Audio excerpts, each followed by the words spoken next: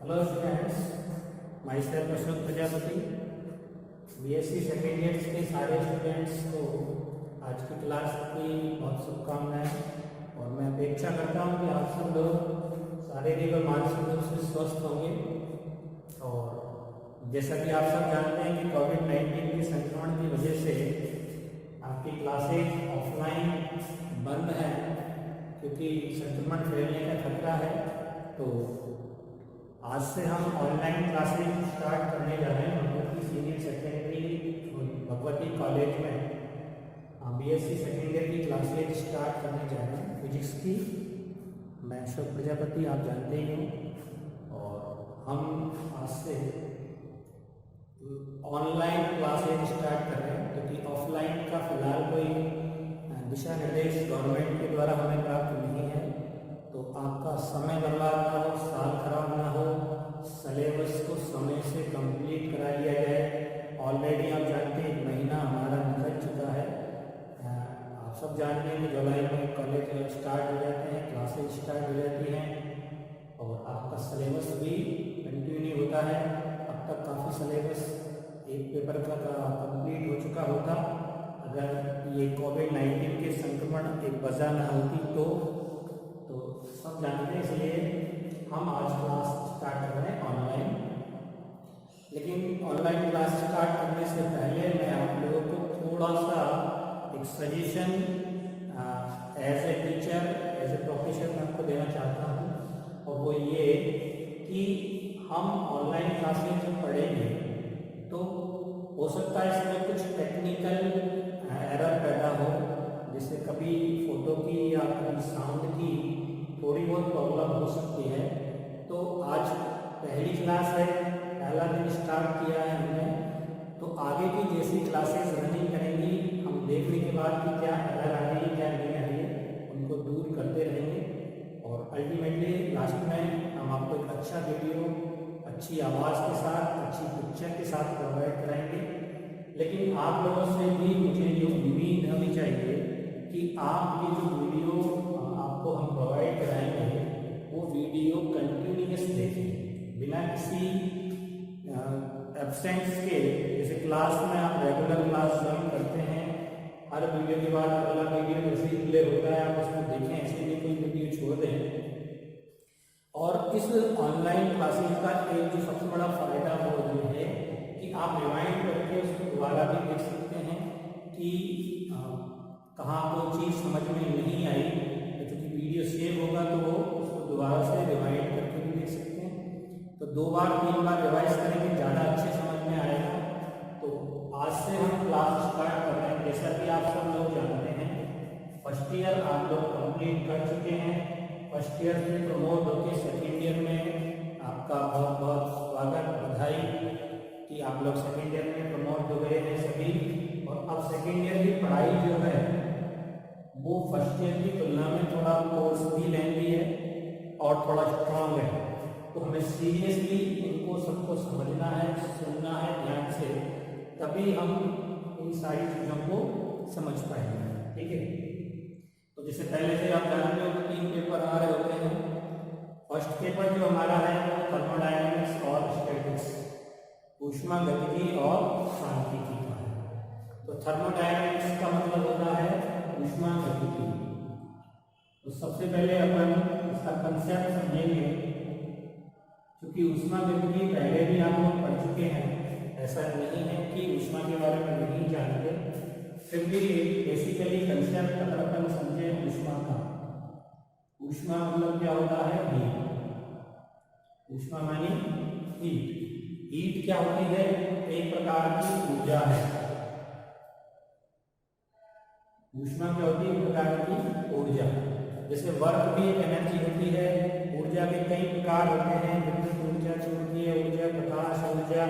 इसी तरह से ऊष्मा भी क्या है? एक ऊर्जा है जिसको कार्य में कन्वर्ट कर सकते हैं या कार्य को काय में कन्वर्ट कर सकते हैं, ऊष्मा में कन्वर्ट कर सकते हैं। तो ऊष्मा एक प्रकार की ऊर्जा है जिसका ट्रांजैक्शन हो सकता है, विनिमय हो सकता है हाई टेम्परेचर वाली बॉडी से लो टेम्परेचर वाली बॉडी की हो। ये सब हम अच्छे से जानते हैं, एनवायरनमेंट में हम रहते हैं, वातावरण में, सर्दी और गर्मियों में होता क्या है, कि गर्मी क्यों लगती है, क्योंकि गर्मियों में क्या होता है, वातावरण का टेम्परेचर हाई होता है और हमारी बॉडी का टेम्परेचर तुलनात्मक रूप से कम होता है। जैसे स्वस्थ व्यक्ति की बॉडी का टेम्परेचर होता है लगभग 38-37 डिग्री सेंटीग्रेड और वातावरण का या एनवायरमेंट का टेम्परेचर मान लो सपोज 42 है, हमसे ज़्यादा है, तो उच्च ताप से निम्न ताप की ओर विकिरणों के रूप में ऊष्मा का ट्रांजैक्शन होता है, हीट एनर्जी का ट्रांजैक्शन होता है। इसी वजह से हम गर्मी फील करते हैं, क्योंकि ऊष्मा एनवायरमेंट की ऊष्मा हमारी बॉडी के अंदर जाती है। और सर्दियों में जस्ट इसके अपोजिट होता है।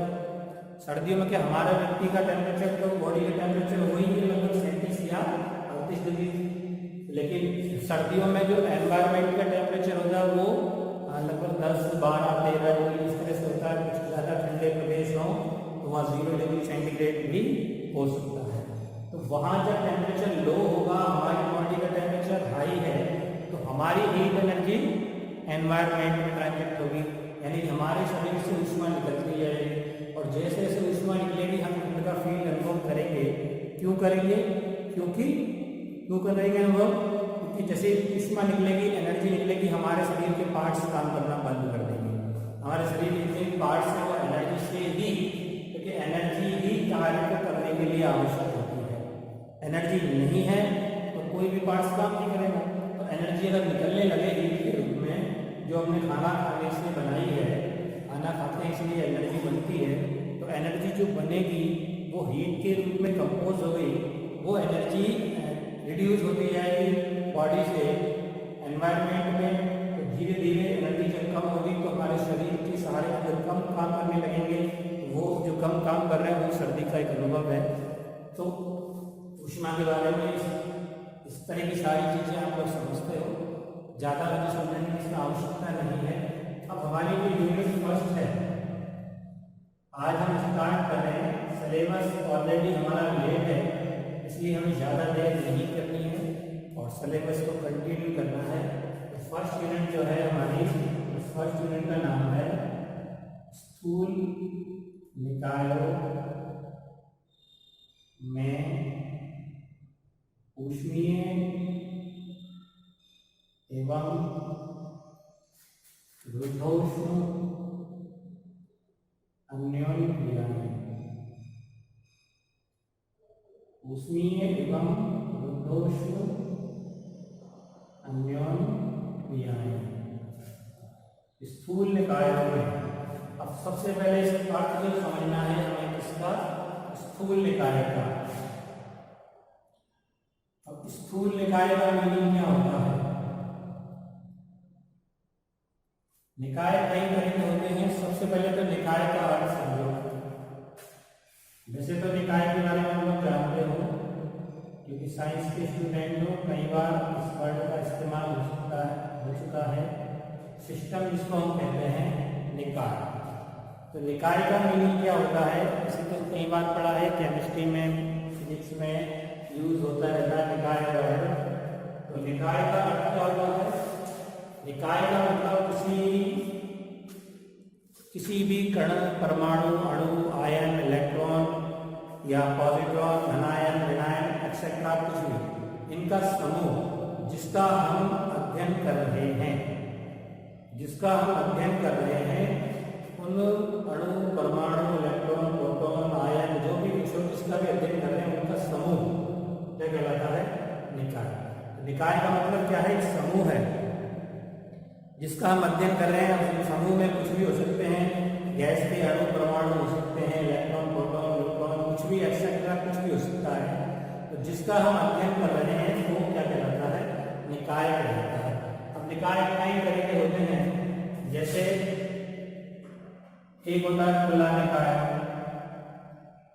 खुला का मतलब है ओपन एंड टोटली, इसके साथ किसी का भी कोई भी एक्सचेंज हो सकता है, आदान प्रदान हो सकता है। ओपन है, जैसे ओपन होता है कि कमरा खुला, एकदम दीवारें नहीं है, उसकी छत ही छत है, तो कोई भी जाओ, कोई भी आओ, किसी का भी विनिमय हो सकता है, तो वो खुला होता है। एक होता है सूक्ष्म निकाय। तो सूक्ष्म का मतलब क्या है? अगर निकाय में अणु, परमाणु जैसे कि इलेक्ट्रॉन, प्रोटॉन, धनायन इनकी संख्या अगर सूक्ष्म मात्रा में है, शॉर्ट मात्रा में है, यानी क्वांटिटी अगर इनकी शॉर्ट है तो हम उसको क्या बोलते हैं, सूक्ष्म निकाय।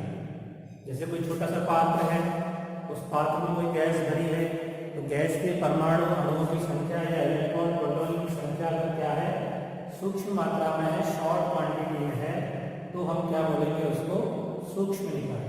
और फिर एक हो गया स्थूल निकाय। स्थूल मानी क्या होता है, बड़ा। स्थूल मानी क्या है, बड़ा। सूक्ष्म मतलब छोटा है और स्थूल मानी बड़ा।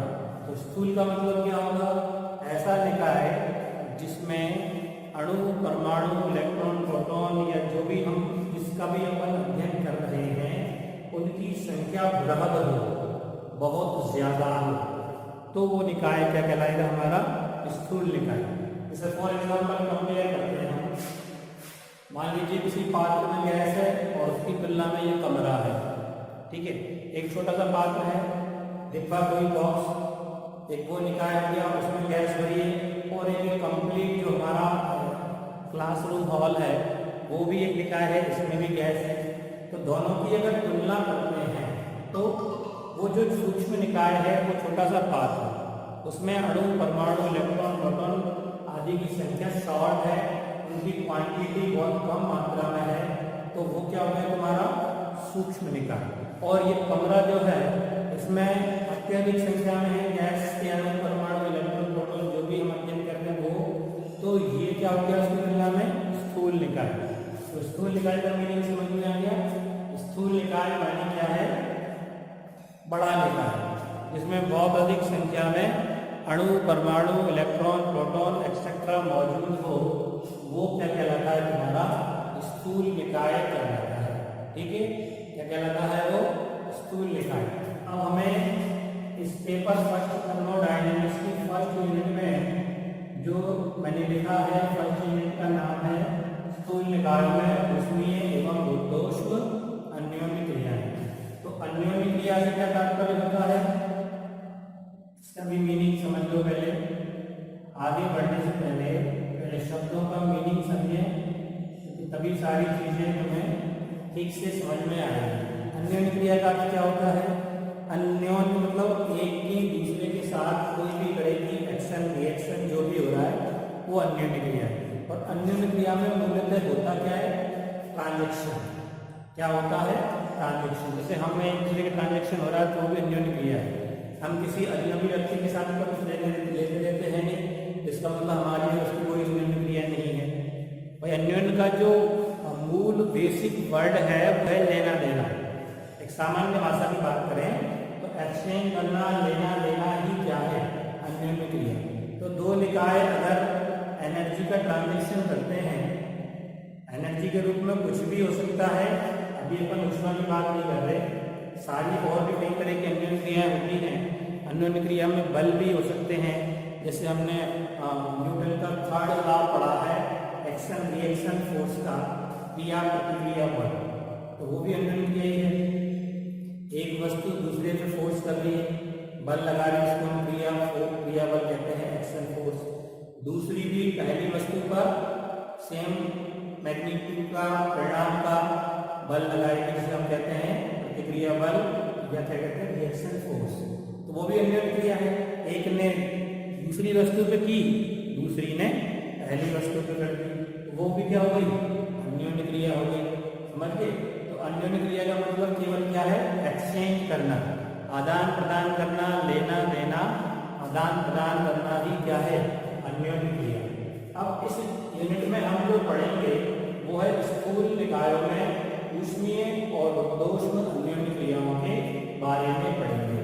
तो स्थूल निकाय का कंसेप्ट क्लियर हो गया। स्थूल निकाय का मतलब क्या है, जिसमें बहुत अधिक संख्या में अणु, परमाणु, इलेक्ट्रॉन, प्रोटॉन एक्सेट्रा मौजूद हो, उपस्थित हो, वो निकाय कहलाएगा हमारा स्थूल निकाय। और दो स्थूल निकायों के बीच में अगर एनर्जी का ट्रांजैक्शन हो रहा है, विनिमय हो रहा है, तो वो क्या कहलाएगा, हमारा अन्योन्य क्रियाएं कहलाएंगे। तो स्थूल निकायों में कौन कौन सी अन्योन्य क्रियाएं हो सकती हैं, अभी यह बेसिकली हमने जो हेडिंग लिखा ऊष्मीय और रुद्धोष्म अन्योन्य क्रियाएं, तो उसको अपन समझ सकते हैं कि मान लीजिए कि दो निकाय हमारे पास हैं, ये जो एक दूसरे के कांटेक्ट में है। दो निकाय हैं जो क्या है, एक दूसरे के कांटेक्ट में। एक निकाय को हमने लिख दिया ए और दूसरा निकाय हमने मान लिया क्या, ए डैश। तो नाम है कॉमन वर्ड में ए और ए डैश, दो निकाय हो गए स्थूल निकाय। दोनों एक दूसरे के कांटेक्ट में है। कांटेक्ट का मतलब इनके बीच में अन्योन्य क्रिया हो सकती है, यानी एनर्जी का ट्रांजैक्शन हो सकता है। इन दोनों को मिला के जो कंप्लीट निकाय कहलाता है संयुक्त निकाय। संयुक्त मतलब क्या होता है, कंबाइंड। दोनों को मिला के हम इस पूरे निकाय को क्या बोलेंगे, संयुक्त निकाय बोलेंगे। और संयुक्त निकाय जो यहाँ पे है वो है विलगित। कैसा है, विलगित। विलगित का मतलब क्या होता है, विलगित का मतलब होता है इन दोनों के अलावा तीसरे की कोई उपस्थिति नहीं है, उसको नेग्लिजिबल मान ले हम केवल इन दोनों का अध्ययन करेंगे, इनके बीच की क्रिया का स्टडी करेंगे, इन्हीं के बारे में बात करेंगे। तीसरा कोई है उसको नेग्लिजिबल मान ले, उसकी उपस्थिति नगण्य है, तो फिर ये संयुक्त निकाय क्या कहलाएगा, विलगित निकाय। तो यहाँ पे ये संयुक्त निकाय जो दोनों को मिला के बना, उसको हम ए स्टार से शो कर सकते हैं। तो एक निकाय ए हो गया, एक ए डैश हो गया, और दोनों को मिला के क्या बोलेंगे, इसको संयुक्त निकाय कैसे शो कर सकते हैं, ए स्टार से। और ये संयुक्त निकाय कैसा होगा, विलगित निकाय। और विलगित निकाय के लिए हमेशा और हमेशा एक चीज होती है, एनर्जी हमेशा जो होती है, कुल ऊर्जा वो संरक्षित होती है। विलगित निकाय के लिए हमेशा ऊर्जा क्या होती है, संरक्षित। क्यों, क्योंकि तीसरा तो कोई है ही नहीं दोनों के अलावा। तो जो कुछ लेना देना है, जैसे जंगल में दो आदमी फंस गए, तीसरा कोई है ही नहीं, तो जो सुख दुख बांटेंगे या खाना पीना बांटेंगे वो दोनों को बांटेंगे। तीसरे का तो कोई है ही नहीं, प्रेजेंट ही नहीं है, तो उनकी लेना देना टोटल जो बैलेंस है वो क्या रहेगा, संरक्षित। संरक्षित का मतलब क्या, कुल मान क्या होना चाहिए, नियत होना चाहिए। तब इसकी एनर्जी मान लो कितनी है, ई। ए निकाय की एनर्जी क्या है, ई, और ए डैश की क्या है, ई डैश मान लेते हैं। तो दोनों की एनर्जी का कंप्लीट जो टोटल योग होगा, यानी कि संयुक्त निकाय की एनर्जी, इसको अपन कैसे दिखाएं, ई स्टार से। तो संयुक्त निकाय की ऊर्जा ई स्टार बराबर क्या लिखेंगे, ई प्लस ई डैश। इसकी एनर्जी प्लस इसकी एनर्जी मिला के संयुक्त निकाय की एनर्जी कहलाएगी। ये कुल ऊर्जा क्या होगी, संरक्षित रहेगी। क्या रहेगी, संरक्षित, यानी कि नियत। या इसको अपन परिवर्तन के रूप में लिखें तो ई स्टार नियत है, इसका अवकलन कर दें तो ई का अवकलन डेल्टा ई डैश का डेल्टा ई डैश, और नियत का अवकलन क्या होता है, 0। यानी इसमें परिवर्तन प्लस इसमें परिवर्तन क्या होगा, 0 होगा। या क्या कह सकते हैं, delta E is equal to minus delta E dash. तो इसका क्या मीनिंग निकला, कुल ऊर्जा संयुक्त निकाय की E star E plus E dash क्या है, संरक्षित। संरक्षित मानी क्या होता है, नियत। मतलब एक की घटेगी दूसरे की बढ़ेगी, टोटल एनर्जी क्या रहेगी, नियत रहेगी। जैसे मान लो एक की 15 जूल है, एक की 25 जूल है, टोटल की 40। अब 15 जूल वाले ने 5 जूल उधर दे दी, दोनों की 20-20 हो गई, अभी 40 ही। तो उसको अपन क्या बोलते हैं, संरक्षण या नियत। तो परिवर्तन 0 हो गया, अवकलन करते हैं अपन, इसका डेल्टा ई, इसका डेल्टा ई डैश, और नियत का अवकलन क्या होता है, 0। तो क्या रिजल्ट निकला, इसका मतलब ये कि पहले निकाय की ऊर्जा में जितना परिवर्तन होगा उतना ही दूसरे निकाय की ऊर्जा में होगा। अब एक में माइनस लग रहा है, इसका मतलब क्या है कि एक मान लो निकाय ने दूसरे को ऊर्जा दी, तो जिसने दी उसकी एनर्जी का तो लॉस हो गया, तो लॉस को कैसे शो करेंगे अपन, माइनस से, यानी उसकी एनर्जी में कमी। और जिसको दी उसकी एनर्जी में वृद्धि हो गई पहले से, उसको कैसे करेंगे, प्लस में, वो प्लस हो गई।